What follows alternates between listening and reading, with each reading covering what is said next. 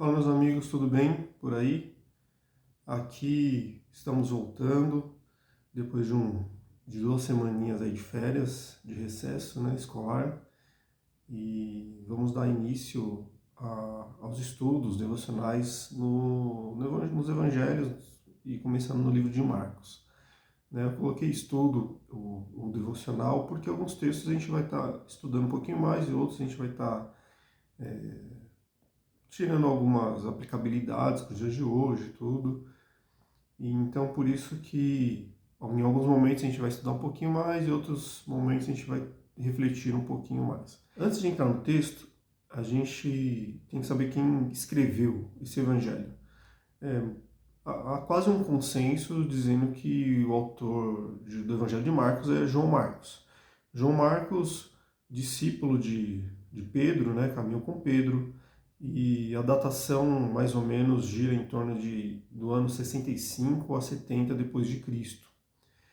E muitos estudiosos dizem que o Evangelho de Marcos ele foi utilizado por Mateus e Lucas para que eles também pudessem escrever os seus evangelhos. Um possível público-alvo de Marcos seriam os gentios convertidos à nova fé, a nova religião. O Marcos ele não tem essa preocupação em trazer os acontecimentos em ordem cronológica, ele não entra muito em detalhes dos acontecimentos. Você pode ver que parece que Jesus ele só está em movimento, parece que ele não para, né, em momento algum.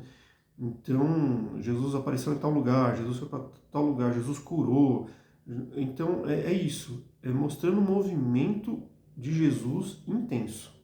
A intenção aqui de Marcos é apresentar Jesus como Filho de Deus. Se a gente pegar logo no início do Evangelho, a gente já vai ver essa citação. Marcos ele tem a preocupação em dizer que Jesus é o Filho de Deus. E lembrando que quando a gente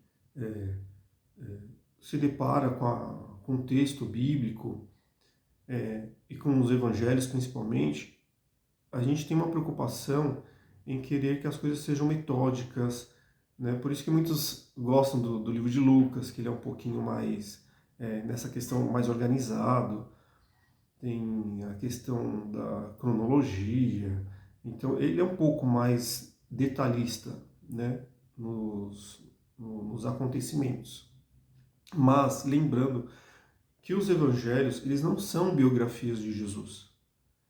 A preocupação dos escritores, tudo bem que cada um se preocupou com algum aspecto, mas não é retratar a vida total de Jesus como homem.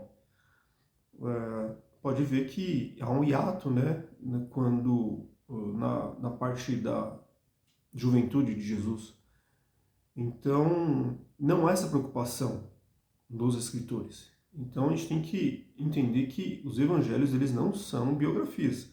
Eles não estão ali para dizer como foi Jesus na Terra integralmente. Eles estão preocupados, eles querem passar uma mensagem. Então, Marcos, especificamente, ele quer passar a mensagem que Jesus é o Messias, que Jesus é o Filho de Deus. Logo no início do livro, Marcos já diz bem o entendimento dele sobre Jesus. Que ele já diz que princípio do Evangelho de Jesus Cristo, Filho de Deus. Então aqui, quem vai ler essa carta, se há alguma dúvida de quem é Jesus, porque é importante a gente pensar algo. Nós temos uma mente cristianizada, né? Nós estamos há 2000, em média, 2000 anos depois desses acontecimentos. Para nós, a gente lê isso, parece que não tem muita importância.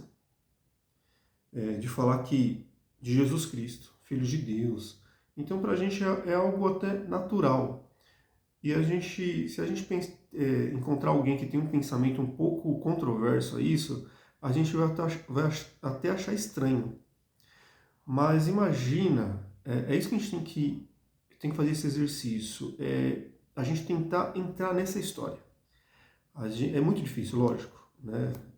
Isso aqui é um pessoal que estava em outra região do mundo, a gente São muitas épocas, muitas coisas que aconteceram de lá para cá. A gente está no Ocidente. Então, quer dizer, muda muita coisa. É muito difícil, mas a gente tem que fazer o possível para poder e querer entrar no texto, de querer entender mais ou menos como essas pessoas receberam isso, como essas pessoas liam, como essas comunidades liam esses textos. Então, quando a gente tentando fazer esse exercício, como se fosse uma pessoa do primeiro século, alguém que se converteu a essa a nova fé. Então, quando os leitores eles pegam esse texto e começam a ler e já leem logo de cara princípio do Evangelho de Jesus Cristo, Filho de Deus, isso já começa a reconfigurar tudo. Isso muda toda a interpretação do que aconteceu antigamente para o que está acontecendo agora, da história desse Jesus. Que essas pessoas, elas ouviram falar desse Jesus. E Marcos está dizendo que, então, vocês ouviram falar desse Jesus? Esse é o Filho de Deus. Então, isso é muito importante. Está vendo que no primeiro versículo, se a gente querer entrar no texto, se a gente querer ter a mesma a ótica, fazer o máximo de exercício possível, tendo a mesma ótica dos cristãos ali do primeiro século, esse primeiro versículo ele é muito importante. E ele traz essa mensagem de que vocês viram, vocês ouviram o que aconteceu, quem foi esse homem, o que aconteceu com ele. Então, esse homem é filho de Deus. Então, é muito importante. Só esse primeiro versículo, essa primeira frase aqui para os cristãos ali do primeiro século, os novos convertidos. E logo em seguida, depois de Marcos já dar a cartada dele inicial para que não houvesse dúvida do que ele iria falar, ele fala de uma figura excêntrica, que é João Batista. Muitos associam que João Batista fazia parte de um grupo dos essênios que se retiraram do meio ali do povo e foram viver a espiritualidade no deserto. Ele diz que João Batista é o cumprimento da profecia que estava escrito em Isaías. O texto de Isaías, Isaías 40, do versículo 3, eu vou ler só o 3, que diz assim: Vós o que clama no deserto, preparai o caminho do Senhor, endireitai no ermo vereda a nosso Deus. Então aqui o que está acontecendo? Houve um período em que não se levantou profeta em Israel, que é o período interbíblico. E no decorrer aqui do livro, que a gente vai se aprofundar no livro de Marcos, a gente vai ter que voltar um pouquinho para entender os movimentos que aconteceram durante esse período.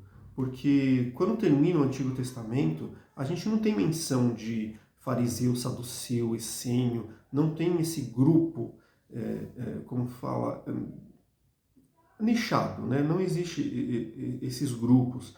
Então, no período interbíblico acontece muita coisa, mas não há profecia, não há profeta da parte de Deus para Israel. Então, aqui está dizendo, quando Marcos fala de João Batista, parece que ele está fazendo uma ponte entre o Antigo Testamento e o que está acontecendo. Lógico que ele não havia essa intenção de dizer o Antigo Testamento, o Novo Testamento, isso daí veio muito depois.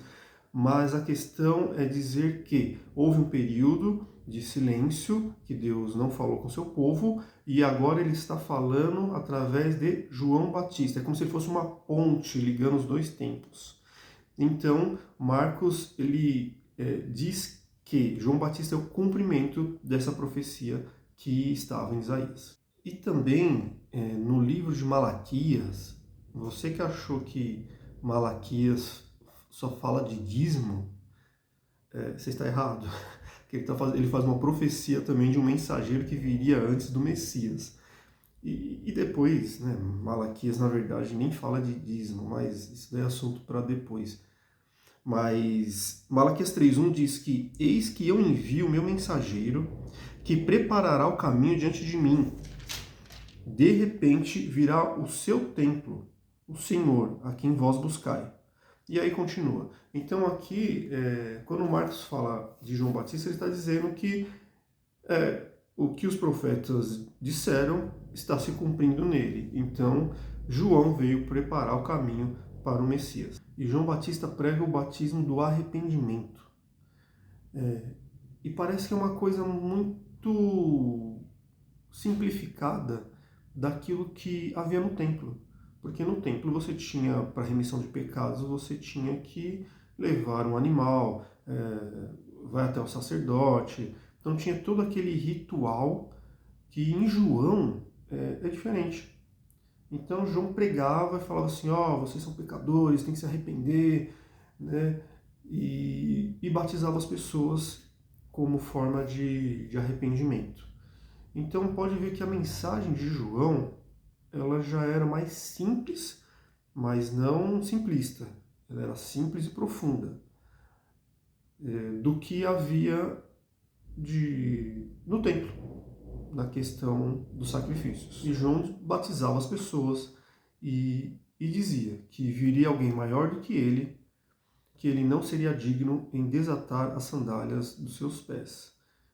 E no caso, é Jesus. Eu quero terminar aqui em João para depois a gente entrar mesmo na vida de Jesus, né? Porque João vai batizar Jesus e ali há uma relação, Deus falando, né? Esse é meu filho em quem tenho alegria, o Espírito Santo desce como pombo. Então ali é um dos textos utilizado para o conceito da Trindade.